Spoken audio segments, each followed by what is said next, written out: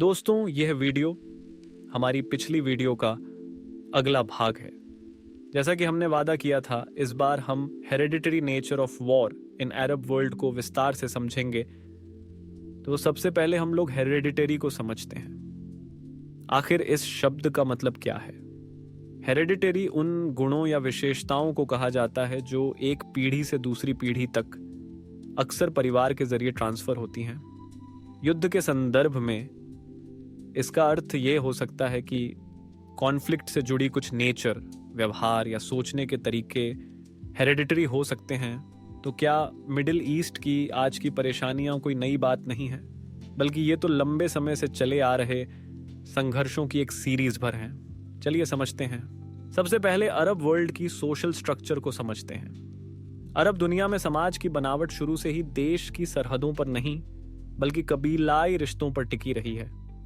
अलग अलग कबीलों और उनकी शाखाओं ने लोगों की पहचान और वफादारी तय की। कुरैश, बनु हाशिम, बनु उमैया, बनु हनीफा और किंदा जैसे बड़े बड़े कबीलों का इतिहास में बहुत बड़ा रोल रहा है, और हर एक की अपनी अलग विरासत और लिनिएज रही है।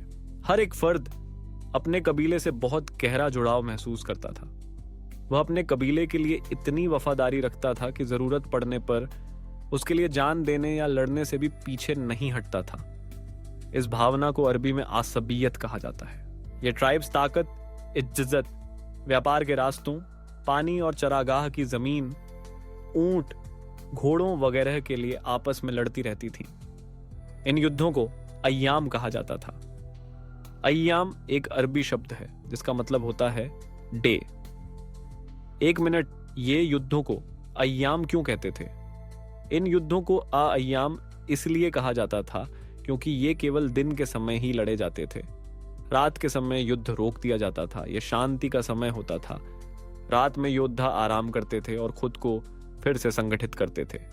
इसी वजह से इन युद्धों को अय्याम यानी दिन कहा जाता था। ऐसा नहीं कि ये युद्ध कुछ दिनों, हफ्तों या महीनों में ही खत्म हो जाते थे। इतिहास में ऐसे कई उदाहरण मिलते हैं जहां युद्ध कई दशकों तक चलते रहे। कुछ युद्ध तो 40-50 सालों तक चले, और कुछ तो ऐसे भी थे जो कभी पूरी तरह खत्म ही नहीं हुए। कुछ युद्ध ऐसे होते थे जो पीढ़ी दर पीढ़ी चलते रहते थे। इन युद्धों को ब्लड फ्यूड्स, अरबी में स्तअर कहा जाता है। ये युद्ध मुख्य रूप से खून का बदला लेने के लिए लड़े जाते थे। आपने खून का बदला खून बहुत सुना होगा। ये ट्रेडिशन या कल्चर यहीं से आया है।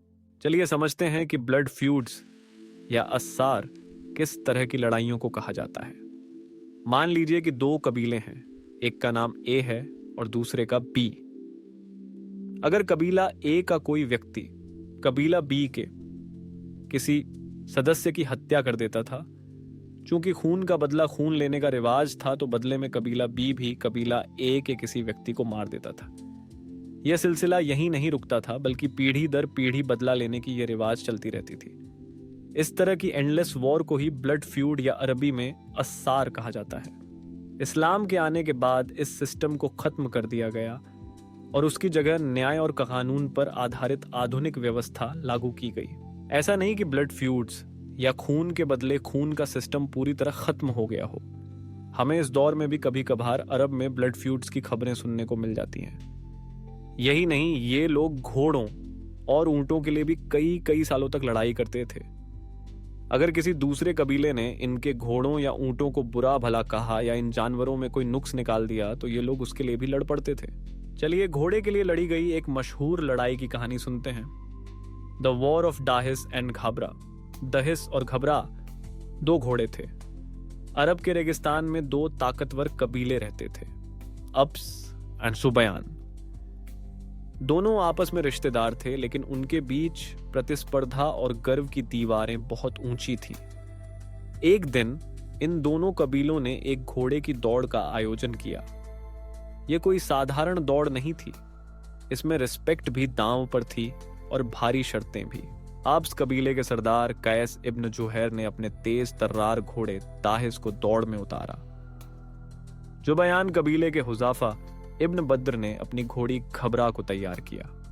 दौड़ शुरू हुई। दाहिस हवा की तरह दौड़ रहा था और जीत बिल्कुल तय लग रही थी। लेकिन तभी जुबैन के कुछ लोगों ने रास्ते में घात लगाकर दाहिस को डरा दिया और उसकी रफ्तार तोड़ दी। घबरा पहले पहुंची और जुबैन ने खुद को विजेता घोषित कर दिया। लेकिन केएस ये बात समझ गया, उसने इसका विरोध किया। लेकिन जुबैन ने न तो अपनी गलती मानी, न ही माफी मांगी। बस फिर क्या था, एक रेस ने खून की लड़ाई का रूप ले लिया जो 40 साल तक चला। पीढ़ियां बीतती रहीं पर युद्ध चलता रहा। बच्चे जवान हुए, जवान बूढ़े, लेकिन तलवारें नहीं रुकी। अरब का मशहूर वीर और शायर अंतरा इब्न शद्दाद भी इस युद्ध में लड़ा।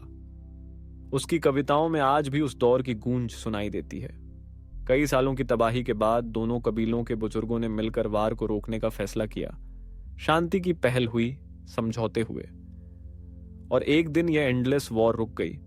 तो हमने देखा कि छोटे छोटे बात पर कितनी लंबी और भयानक लड़ाइयां लड़ी जाती थीं।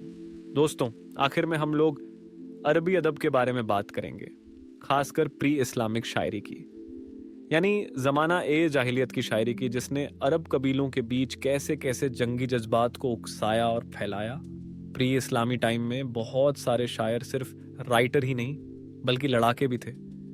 तो कोई हैरानी नहीं कि उनकी शायरी में जंग, हिम्मत, बदला और कबीलाई इज्जत के टॉपिक्स खूब मिलते हैं। उनकी शायरी में ऐसे वर्ड्स और तस्वीरें होती थीं जो सीधा दिल पर असर करती थीं। बहादुरी की तारीफ, बड़े बड़े जंगों का जिक्र और उन लोगों की मजाक उड़ाना जो अपने लोगों की हिफाजत नहीं कर पाए। इनकी कविताएं महफिलों में पढ़ी जाती थीं, जिससे नौजवानों को जंग के मैदान में नाम कमाने का जोश मिलता था। इससे वफादारी, हिम्मत और दुश्मन कबीलों से बदला लेने का जज्बा और भी मजबूत होता था। शुआरा जैसे अंतरा बिन शद्दाद, अम्र बिन कुलसूम, अल हारिस इब्न हल्जा, जुहैर इब्न अबी सलमा और इम्रुअल कैस जैसे शुआरा की जंगी शायरी का खूब जिक्र आता है। दोस्तों, सुनने और सुनाने को बहुत कुछ है, लेकिन वक्त की तकाजा को देखकर हमें यह वीडियो यहीं खत्म करना पड़ रहा है। चलिए आखिर में एक वॉर पोएट्री को समझकर वीडियो को खत्म करते हैं। व इन्नी करिहतुल मौत ला मिन मज़ल्लतिन वलकिन्नी अकरहु अन उस्तज़ल्ला व उक़हरा। मीनिंग, मैं मौत से नहीं डरता क्योंकि मौत कोई शर्म की बात नहीं, लेकिन मैं अपमान और जुल्म सहन नहीं कर सकता, इसलिए मैं अपने सम्मान के लिए लड़ता हूं। Thanks for watching and subscribe for latest update.